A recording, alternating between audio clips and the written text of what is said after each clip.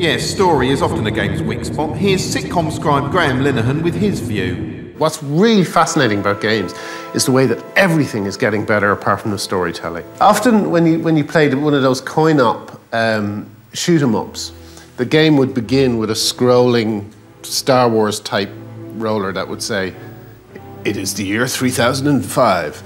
The Snugsians have invaded Planexta. Your job as a rookie, blah, blah, blah." And you go, oh, come on, you know, and it would finish, and then you go, right, I can play, boom, boom, boom, boom, and you play. That's what games are still like, you know, except the scrolling roller has been replaced by, you know, a lot of cinematic cutscenes. I have a theory about what's happening, which is I think a lot of writers, not only in games, but also in films, have stopped reading books. They're just watching films. Vice City, to me, is a really good example of a game written by someone whose only experience of what they're writing about is through films. Oh, shit! The only thing that will give a game world and a story a bit of texture and depth and a bit of bite, a bit of traction, is research. And by research, I don't mean watching Scarface 20 times in a row. In the original Driver game, which I really loved, it had this wonderful thing that Grand Theft Auto just didn't bother having. But it was whenever you saw a pedestrian and you were heading towards them, no matter how fast you were driving, the pedestrian jumped out of the way.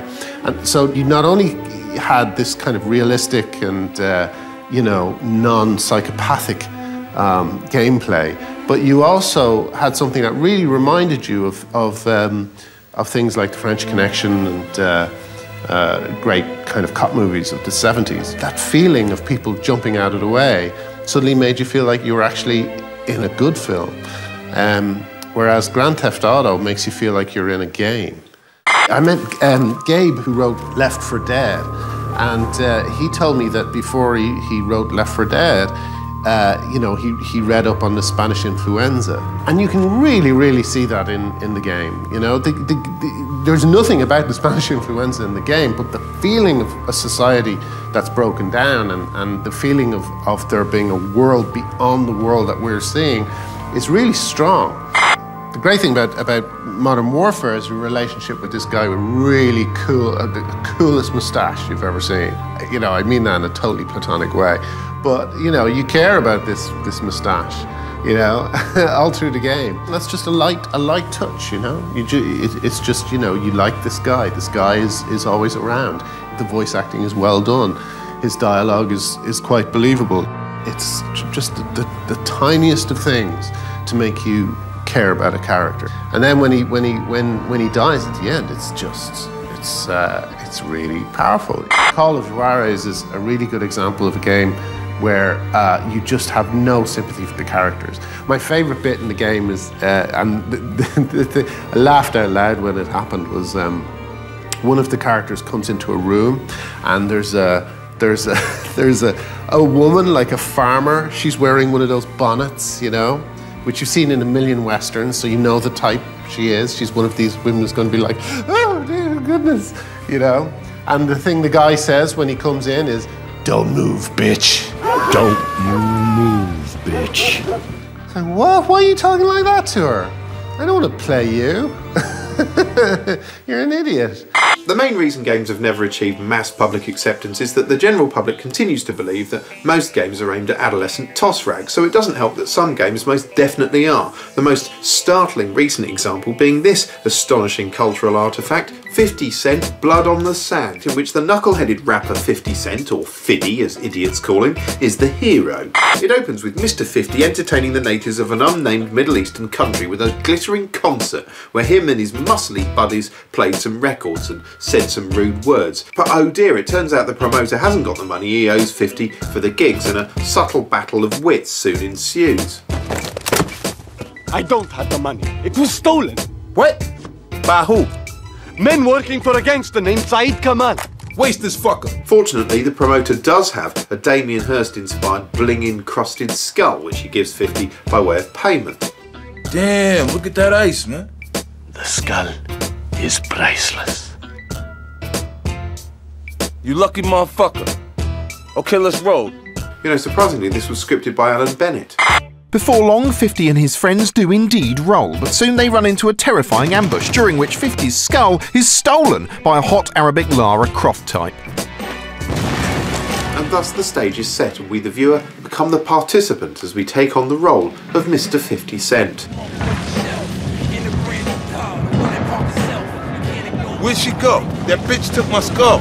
Yeah, where'd she go? That bitch that took my skull. That's the entire storyline. That bitch took my skull. Let's find her. Oh shit, ambush! Bring it on, motherfuckers! Anyway, it turns out 50 won't be able to find a bitch that took the skull without shooting 50 million people in the face. The game itself has a third-person viewpoint, which means you're constantly trailing just behind 50 Cent, which means you'd be constantly breathing in his farts. If you squeeze the left trigger, the camera zooms in closer so you can shoot people more accurately. Of course, in real life, the only time you'd find yourself staring at the back of 50 Cent's head this long is if you were sodomising him in a prison cell, which he'd enjoy. Yeah, that's right, Fiddy, you'd enjoy it. What are you going to do? Come and get me, you pussy.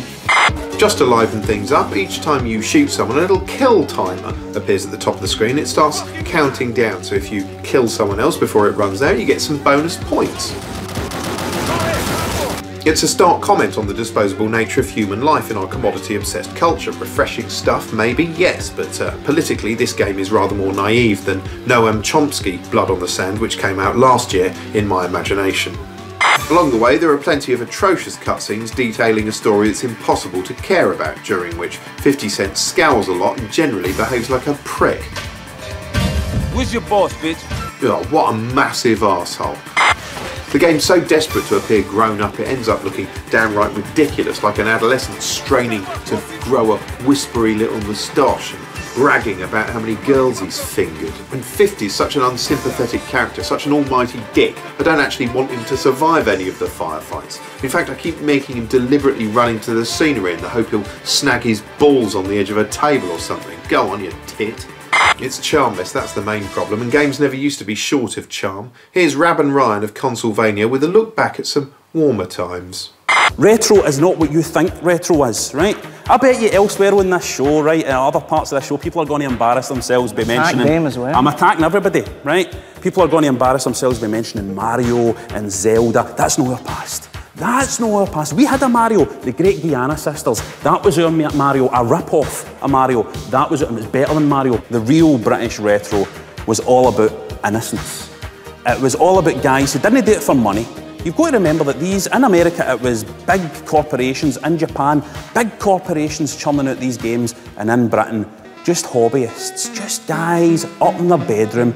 The real British retro is about games like Hover Bother. In Hover Bother, you were a middle-aged man, right? No, a middle-aged man who just happened to be a spy or a superhero. Just a middle-aged man. Just a middle-aged man who had to mow his garden, right? So you would go and get a lawnmower and mow your garden. That's what the game was, moving back and forth, just trying to mow strips of lawn, but you'd borrowed somebody's lawnmower, so your neighbour was coming to get his lawnmower back, right? So you had to avoid him, and you had to avoid an annoying dog as well. Tell you, my heart's racing. For some reason, they had a thing about eggs in the 80s. The amount of Spectrum games I played that had eggs, or were about eggs, or you were collecting eggs. Why did we bother with these games? So Jet Set Willy's the kind of game that would only be made in Britain. It was about a guy who was cutting about inside his house, trying to avoid his wife. And the great thing about Jet Set Willy was you couldn't complete it. It was broke. You couldn't complete it, you couldn't finish it. And that's what I love. That's what's more British than somebody making a game and getting to a point in it and going, nobody's going to get this far anyway, fuck it. Or you would have a game like Penetrator, which was a shoot 'em up, and you completed it. You mastered that art of mapping the trajectory of the bomb so that you became a master of bombing things, which was crucial to finish the game. You'd get to the end level, you'd bomb that big supply of explosives, you go, magic, you get a fireworks display at the end of the game, you go, done it, finally done it, completed it, and then it goes, right, now play the levels backwards. Brilliant. That's brilliant. And you go, aye, all right then. Right, fine, aye, right, I'll do it backwards, and then you play it backwards, and it goes, now play it forwards again. Brilliant. And then it never ends. It never ends. Backwards, forwards, forever. That was the beauty of retro. The charm of retro was that sound, the surreal element of it. A game I loved was Marble Madness that had this beautiful kind of plinky-plonky kind of crystal sound. Sounded kind of like a chandelier slowly falling down the stairs. You would roll a wee ball about this map. Beautiful, beautiful kind of wee worlds that you would step into, and they're all in your memory. They're in wee spaces in your memory, all these beautiful places. And now, games like Gears of War and all these kind of things, they all look as if they're set in the same place, this browny, greeny, muddy, real-looking place. There's nowhere special for them to go. There's no specialness about that. Games are shite. Casual games, video games aimed at novice players, often scarcely considered traditional games at all. Right now, casual games are probably the most rapidly expanding sector of the gaming market, and it's largely thanks to little magi sticks like these. Ooh.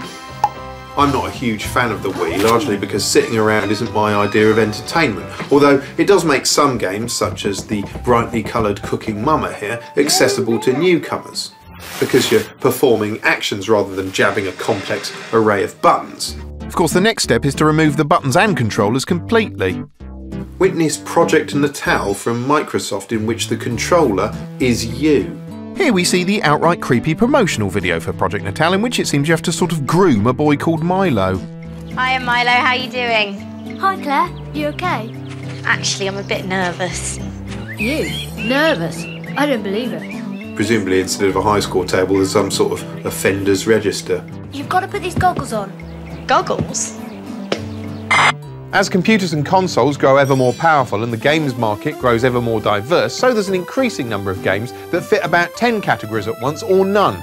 For instance, how do you define the bizarre wind-em-up flower in which you control a breeze blowing petals around? Or the serene safari photography game Africa? There are countless pacifist titles out there, but the broadcast media tends to ignore them in favour of highlighting more violent fare.